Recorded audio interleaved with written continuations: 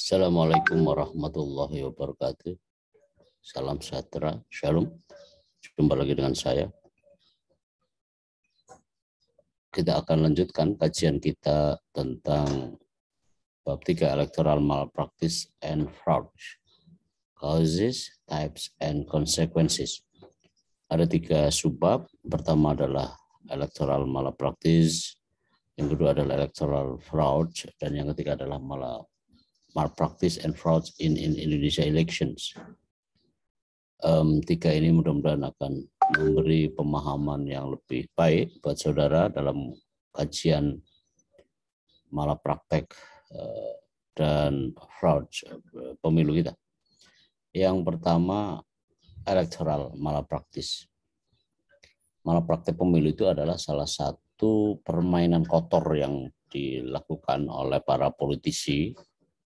Nah, ini timbul sebagai gejala dari satu proses pemilu yang semula berjalan wajar, sepertinya tampak jelas, dapat diprediksi, predictable, namun berubah menjadi hal yang tidak wajar. Yang tidak wajar inilah bisa dalam 2 pengertian. Pertama, malapraktek, yang kedua adalah fraud. Kita akan ke sana nanti. Nah, seperti dalam contoh bahwa proses pemilu itu menghasilkan para politisi yang tidak memperoleh dukungan, namun setelah diperiksa hasil-hasil pemilu itu kadang menunjukkan adanya sosok-sosok yang tidak terpilih lagi tadi itu, dan terungkaplah adanya pengaruh malapraktek.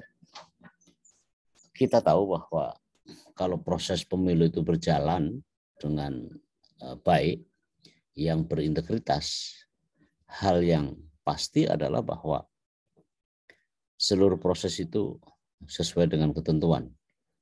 Seluruh proses itu lempang pada jalurnya. Saat sebaliknya, disitulah segala kemungkinan dapat terjadi. Nah, malapraktek pemilu berangkat dari soal yang menandaskan bahwa pemilu itu tampaknya seperti hal yang wajar saja, yang biasa saja. Tetapi jika diperiksa karena dipantik oleh adanya laporan, kecurangan, protes, dan seterusnya, maka hal yang tampak wajar tadi itu menjadi sesuatu yang bersifat disintegritas dalam penyelenggaraan pemilu. Nah, inilah terungkap adanya pengaruh malapraktek di dalam pemilu. Nah, malapraktek pemilu didefinisikan sebagai praktek yang sudah barang pasti merugikan. Malapraktek pemilu juga bisa aja bentuk kelalaian atau tidak patut dalam proses pemilu. Ya. Malapraktek ini, dari definisi ini, malapraktek memiliki cakupan yang sangat luas. Karena semua hal yang merugikan, bentuk kelalaian, atau hal-hal yang terjadi secara tidak patut dalam proses pemilu, itulah malapraktek. Apakah seluruhnya begitu? Kita akan lihat nanti. Nah, tujuan dari malapraktek ya tentu saja bagi para pelakunya adalah untuk meningkatkan jumlah suara untuk kandidat yang disukai, yang difavoritkan, yang didukung, dan pada sisi yang lain mengurangi bagian suara dari kandidat lain. Di satu sisi ingin menggelembungkan suara kandidat, di saat bersamaan ingin merugikan. Menggelembungkan itu bisa dalam bentuk memang menambahkan terhadap angka perolehan suara, bisa pula itu hanya untuk mengurangi angka kandidat lain.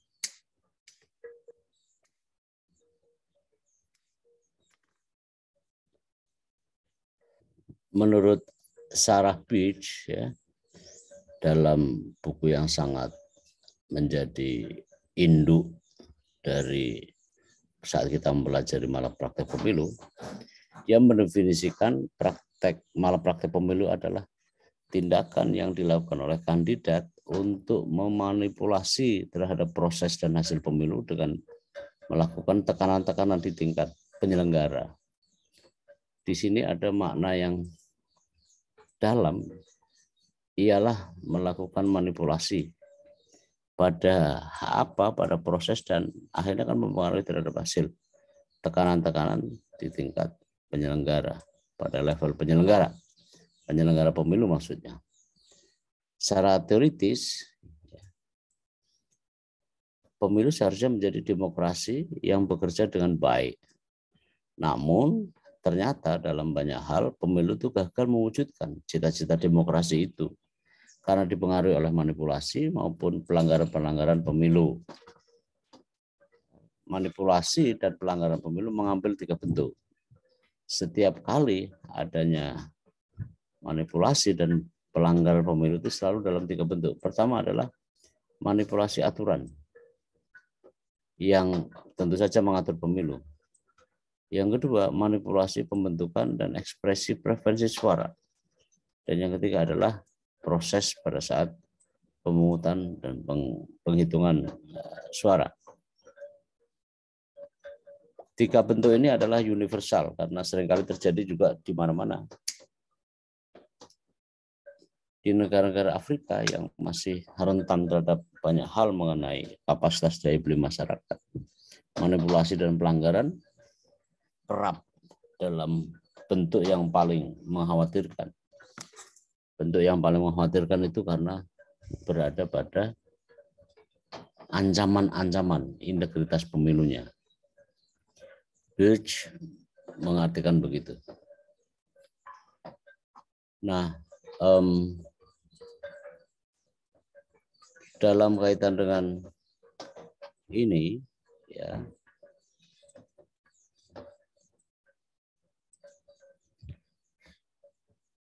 faktor-faktor yang mempengaruhi biaya malapraktek sangat menentukan apakah para pemimpin akan dalam konteks tertentu berusaha untuk mencurangi pemilu. Faktor-faktor yang memerlukan praktek terhadap pemilu itu sangat menentukan apakah pemimpin yang akan dihasilkan itu benar-benar berintegritas. Di antara faktor-faktor terpenting semacam itu adalah hubungan antara elit dan warga negara. Karena sekali lagi, elit dan warga negara biasa, khususnya yang menjadi keseimbangan antara hubungan antara masyarakat sipil dengan tipe klientelis gitu. Seringkali malah praktek pemilu berbiaya besar tadi itu oleh karena untuk melakukan pelanggaran selalu ada biayanya. Biayanya adalah karena karakter masyarakat kita dan umumnya di banyak negara itu adalah klientelisme, tipe klientelisme. Antara masyarakat itu dan klientelisme. Nah, tetapi menentukan kondisi di saat-saat seperti di lapangan perlu ada keseimbangan, maka hubungan antara masyarakat sipil dan karakter klientelisme di dalam kehidupan sosial itu akan menentukan juga terhadap bagaimana upaya untuk menentukan apakah pemimpin itu berusaha untuk mencurangi pemilu atau tidak. Di sini penting untuk kita artikan bahwa pelanggaran dan seterusnya itu justru berbiaya besar. Nah, hubungan di antara elit dan warga negara tadi itu menentukan atau memainkan peran penting dalam menentukan berapa banyak, seberapa besar, seberapa kuat legitimasi yang akan hilang dari para pemimpin ketika terlibat dalam manipulasi pemilu serta kemungkinan konsekuensi dari hilangnya legitimasi.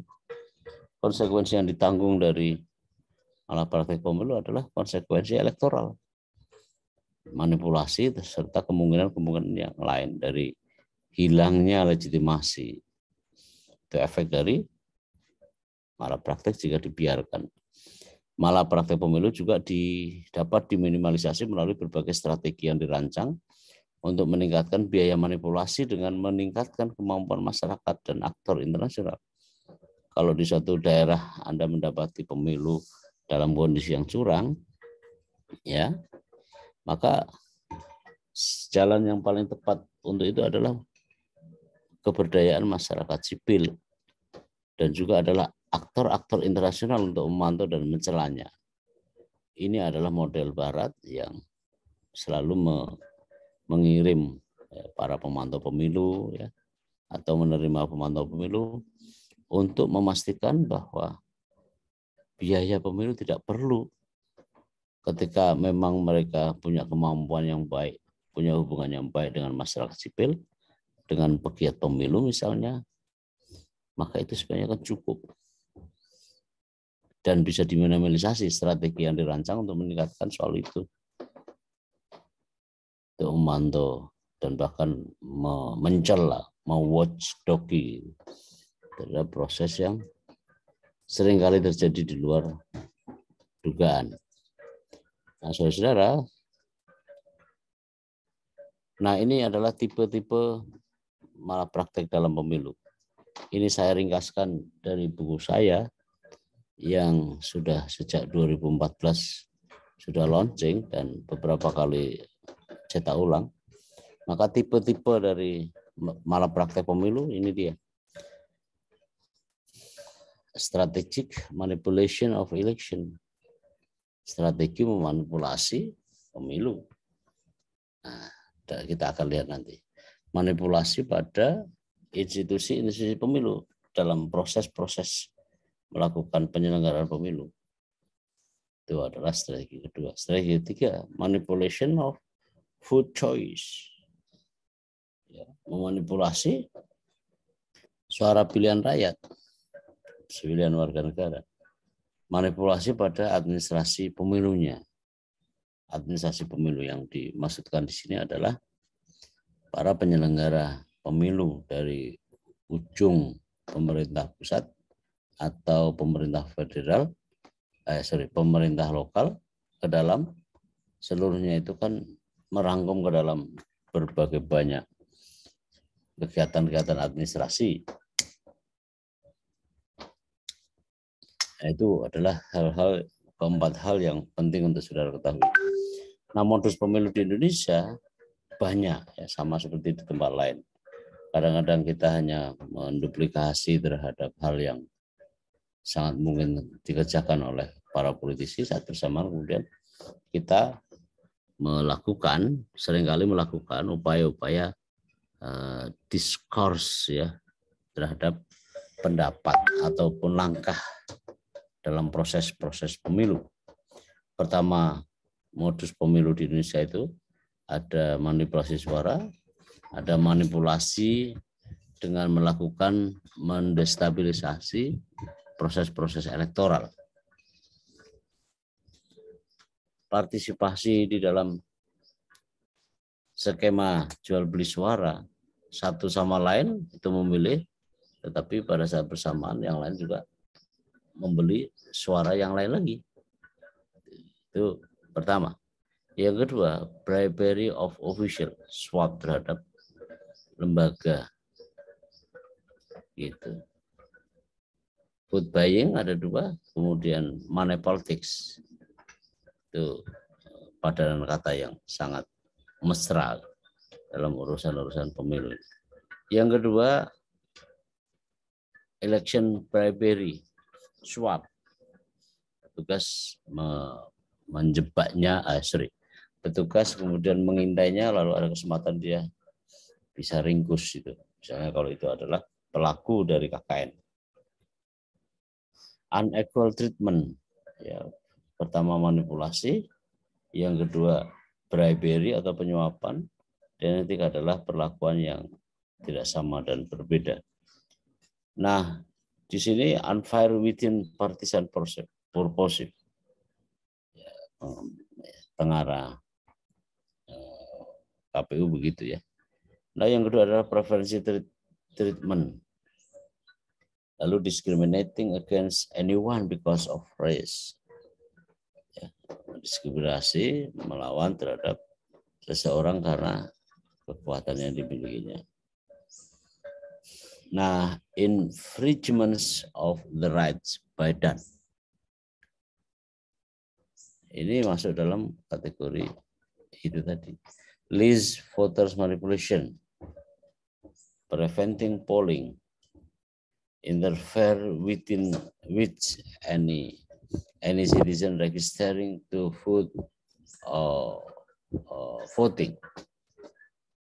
Itu ya, modus-modus pelanggaran. Food and duty secretary. Itu artinya adalah dia secara aman melaksanakan tugas. Penyalahgunaan jabatan kewenangan itu seringkali terjadi terutama dalam pilkada di daerah gitu ya.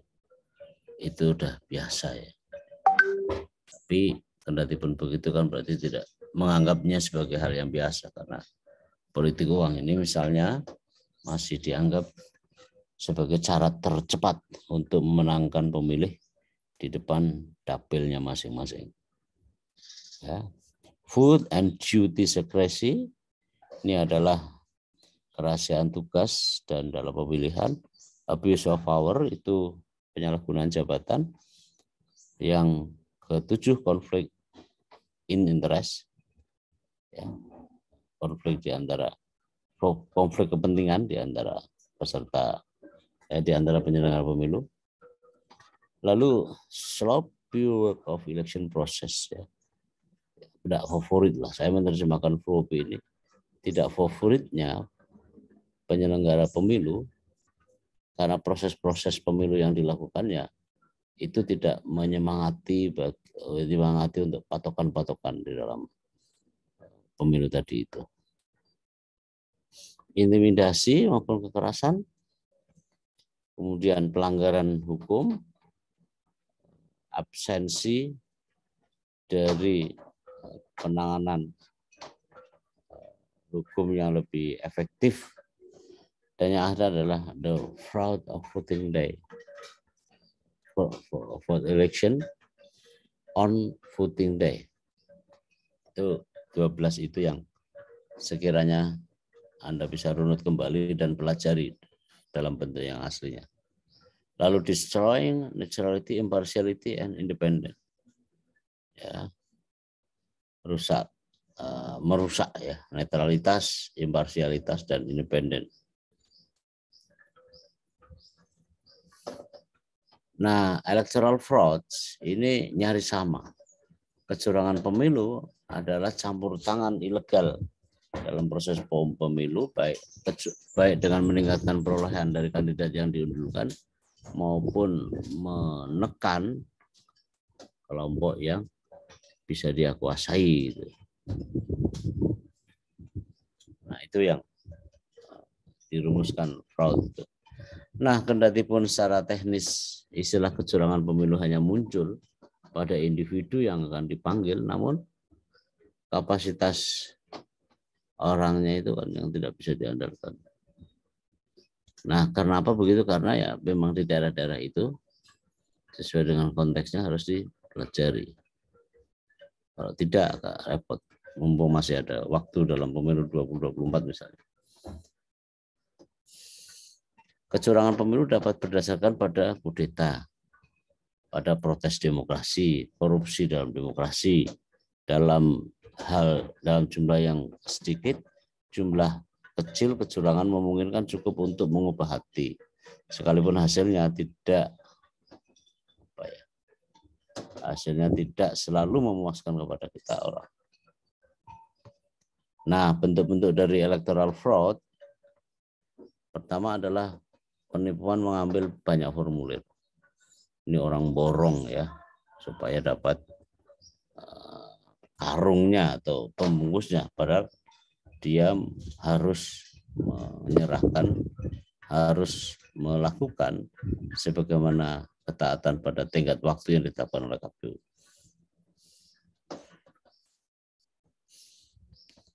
Bahkan ketika curangan pemungutan suara itu bagian integral dari kompetisi politik. Pencoblosan itu adalah induk dari semua induk departemen. Karena itu akan dengan mudah dan pelajari. Persaingan politik membentuk ritme dan sifat pemimpin perempuan. Upaya untuk mencuri pandangan dengan meningkatkan kesetaraan, tetapi punya daya saing tinggi, mungkin akan lebih bagus lagi. Karena apa? Karena persaingan itu makin ketat adanya. Nah, saudara, saya akan sebut tentang tipe penyebab dan konsekuensi saat membicarakan masalah malapraktek ini. Kita akan bagi menjadi beberapa tahap. Tahapan pertama adalah daftar pemilih. Sebenarnya kalau KPU menyadari bahwa itu adalah barang publik, tentu tidak ada faktor yang menghalangi buat dirinya itu. Nah, penyebabnya macam-macam ya. Ketidakcermatan saat mendata, faktor demografis, ketidakkonsistensi yang lokasinya warga jauh dari Jumati, dan seterusnya. Nah, konsekuensinya hasil pemungutan suara yang berbeda dengan jumlah tahun 2001 tentu ini akan berbeda, walaupun undang-undangnya sama. Karena kan setelah diberlakukannya Undang-Undang Nomor 7 itu kan banyak sekali masukan-masukan, termasuk keberadaan Bawaslu yang nanti akan saya ceritakan itu. Kecurangan bersifat eksklusif daftar pemilih yang baik diketahui sejawatnya IG. Dan ini memang memakan banyak korban di banyak tempat. Nah, ini bentuk-bentuknya. Saya rasa saya tidak mungkin detailkan satu persatu.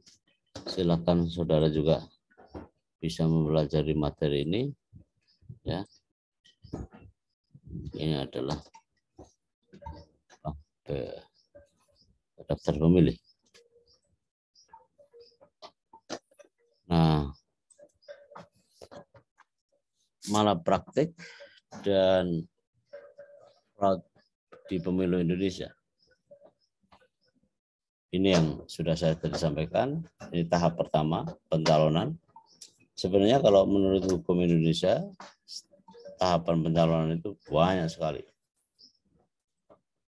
Tapi tidak terjadi pergeseran. Nah, ini dia yang hal-hal berkaitan dengan tahapan pemilu. Nah, ini adalah catatan-catatan dalam rangka penulisan itu. Nah, yang ketiga, memberikan suara keterangan seolah-olah kekuatan diri oleh orang lain, maka itu berisiko. Penyebabnya karena perbedaan tafsir penyelenggara pemilu.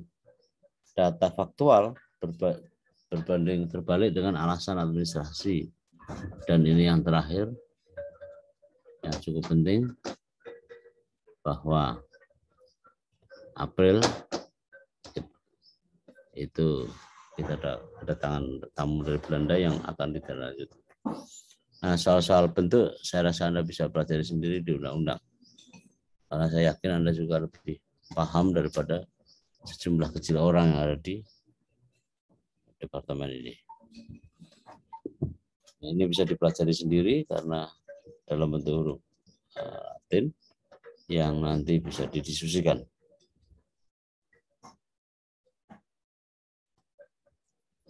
Nah, saudara, saya ingin menghantarkan juga selain tahapan pencalonan adalah tahapan kampanye kali ya. Aduh, kenapa nih?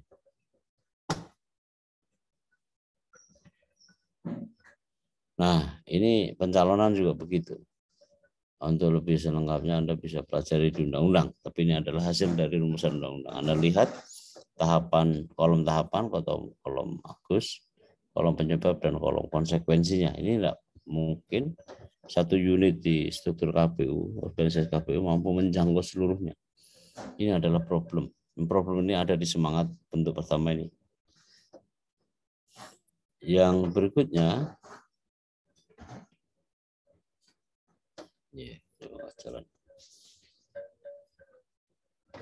yang berikutnya kita ingin tahu setelah tahapan daftar pemilih, daftar pencalonan. Daftar pencalonan itu berkenaan dengan hak warga negara yang sudah memenuhi syarat sebagai pemilih, segera untuk ditetapkan sebagai pemilih. Kalau tidak, nanti akan menimbulkan psikologi tersendiri. Nah, saya rasa kita berada di sana dan ingin berusaha menjadi bagian dari masyarakat yang baik, yang beradab, gitu ya. Nah, itu yang penting untuk Anda ketahui, karena memang ini masih dasar gitu. Yang dasar itu tidak mungkin dilewatkan, kecuali kita memang tidak meminati terhadap kajian-kajian ilmu politik.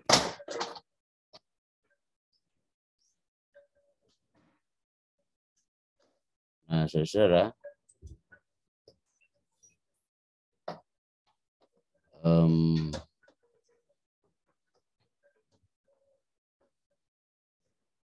malah praktek pemilu di Indonesia ini memang macam-macam namanya.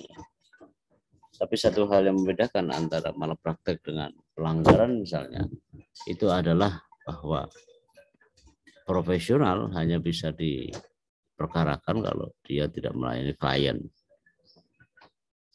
Bukan hanya melayani pimpinan, tapi melayani kantor gitu ya. Nah, inilah proses-proses pencalonan yang mungkin saja akan terjadi di pemilu 2024. Tetapi ini perlu kajian lebih mendalam kalau soalnya adalah bagaimana upaya agar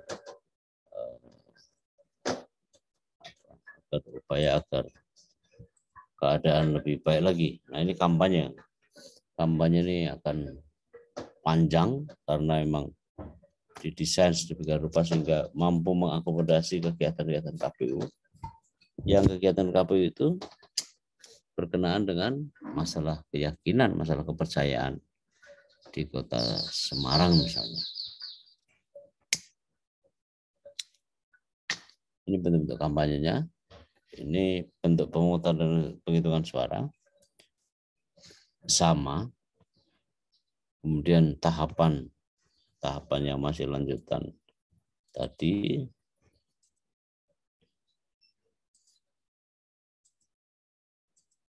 Kemudian dan pada akhirnya akan Anda pelajari sendiri supaya lebih memastikan bahwa Anda memang bisa disebut sebagai ahli pemilu.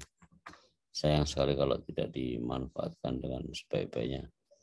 Karena jarang bukan jarang ya, sebagian besar sih orang NTT tapi belajar di sini seperti saya itu, maka dimaklumi karena memang dia tidak punya keluarga dan seterusnya biasanya. Nah, tahapan-tahapan ini masih tahapan pemungutan suara karena rangkaiannya sangat panjang, maka saya akan skip saja terhadap hal yang mau disampaikan. Nah, kira-kira demikian teman-teman. Insya Allah kita akan jumpa lagi dalam kesempatan berikutnya. Terima kasih.